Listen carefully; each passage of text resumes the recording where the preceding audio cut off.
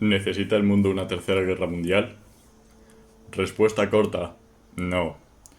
La guerra es terrible, es el infierno mismo. Lo ha sido siempre. Antes de la revolución industrial, los batallones iban desnutridos, el olor era pútrido, los soldados eran adolescentes. Con la invención de las armas de fuego, la muerte es más súbita que nunca antes, y con el desarrollo de estas, las barbaridades se propugnan. Deformidades, amputaciones, quemaduras. Luego vinieron las armas químicas, como el gas mostaza, aún más terrible. Uno diría que la brutal evolución de la guerra acaba con el bombardeo y consecuente radiación en Hiroshima y Nagasaki. Pero para todos vosotros, románticos de la guerra, os presento a los drones. Máquinas de matar que te siguen hasta tu muerte y que atacan individualmente. Si un dron te acecha, reza porque te mate. En el peor de los casos, la explosión te amputará tus extremidades y en tu condenada conciencia del dolor, lo mejor que puedes hacer es acabar con ella tú mismo. Ahora, eso era la respuesta corta. La respuesta larga sería: el mundo quiere una tercera guerra mundial. Veréis, recientemente he acabado de leerme una novela visual japonesa llamada Wonderful Everyday Down the Rabbit Hole. Ahora, antes de que la busquéis, sí, esta novela está repleta de escenas para adultos, pero no penséis mal de mí. Yo tengo una versión censurada. Jugué el juego por la historia, no me van las chicas en 2D, no soy otaku, por favor, no quitéis el vídeo.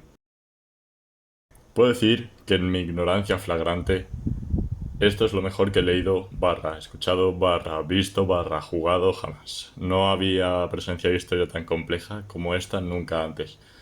Y no sé si lo haré. Por eso, no es que os lo recomiende, os lo pido. Jugad Subahibi. Creo que existe un parche en castellano y si no queréis comprarlo está en YouTube para ver. No estaría haciendo un vídeo de esto si no fuera tan bueno como os lo digo en serio. Así que, leeros la novela visual de 60 horas y luego volved al vídeo. Os estaré esperando.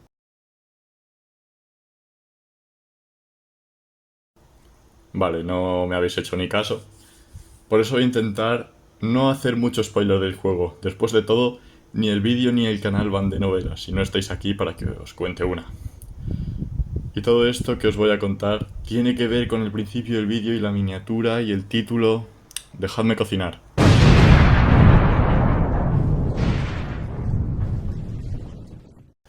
En el capítulo 2 de Wonderful Everyday, es mi propia invención, nos ponemos en la piel de Mamiya Takuji, un chico de secundaria cuyo principal hobby es...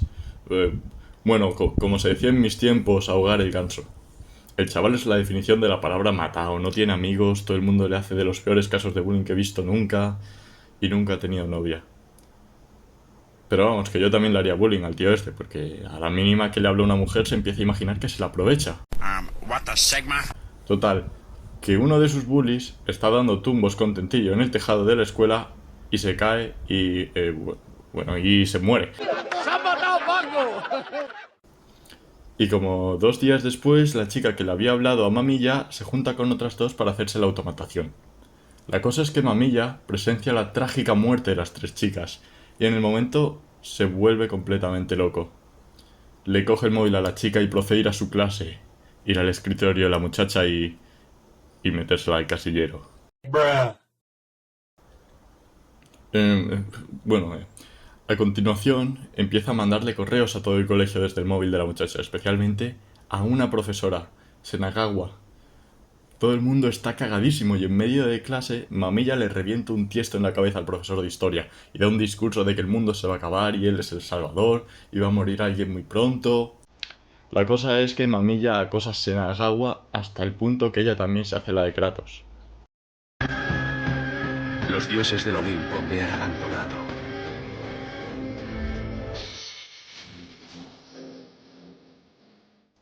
Y ya toda la peña, toda rayada, diciéndole al Mamilla que les salve, por favor.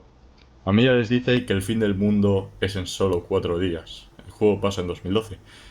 Y que para salvarse deben seguir sus instrucciones. Primero, deben acabar con toda la droga de la ciudad y traérsela. Luego le dice una profesora que se chingue a su padre. Y esta lo hace, pero eso no importa. Tras recoger la droga, llegan todos con un chaval que le han navajeado.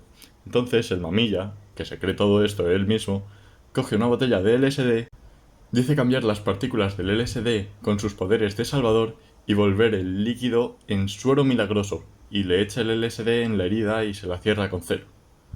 El chaval dice: OMG, este tío me ha salvado, no siento dolor. Y Mamilla va y esparce la botella de LSD diciendo que es suero en la multitud.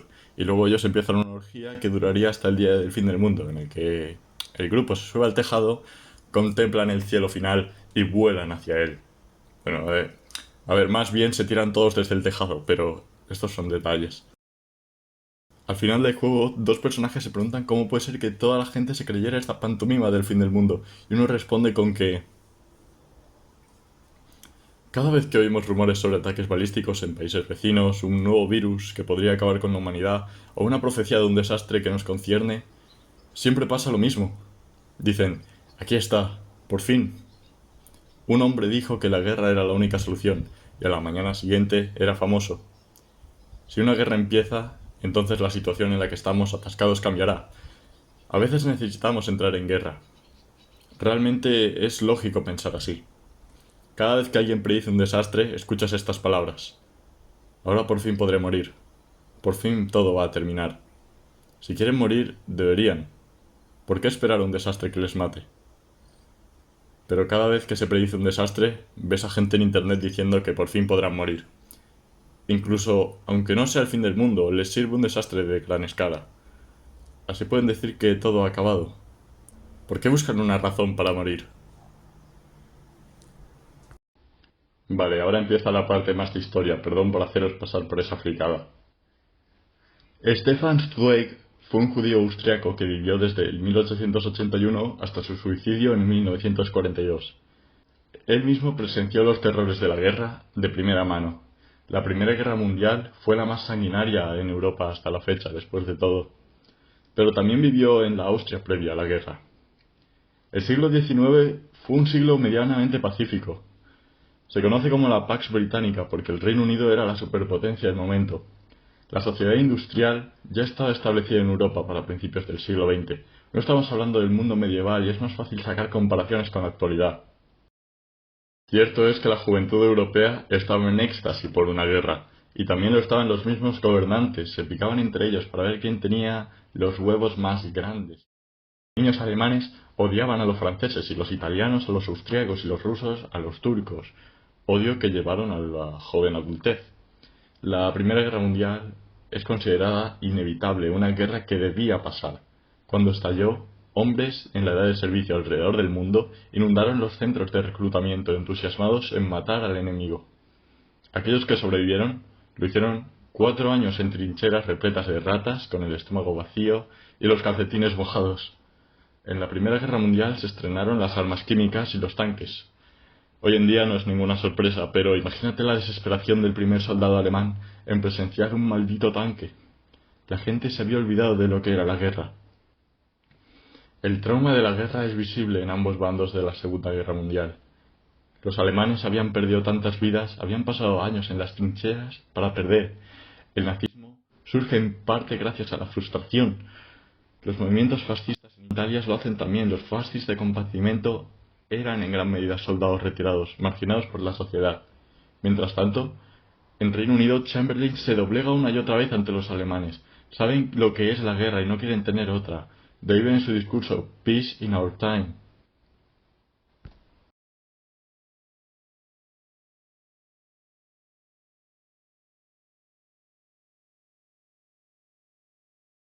La historia se repite 2 veces. Primero como tragedia y luego como farsa. Lo que sucede es que a veces la farsa puede ser incluso más terrorífica que la tragedia original. Karl Marx. Este último tema es difícil de introducir, materialismo histórico y todo eso, así que dejaré que lo haga Mamiya Takuji. ¿Conoces la diferencia entre la ciencia y las mamarrachadas? La ciencia y las mamarrachadas es... Sí. ¿Cómo distingues entre la ciencia y la pseudociencia? Se quedó callada. Por supuesto. El problema de la distinción entre la ciencia y la pseudociencia no se ha solucionado a día de hoy. La diferencia entre ciencia y pseudociencia yace en si la teoría tiene la capacidad de hacer predicciones innovadoras. ¿Predicciones innovadoras? No pensé que un idiota como tú supiera esa frase. Es un principio propuesto por Imre Lakatos.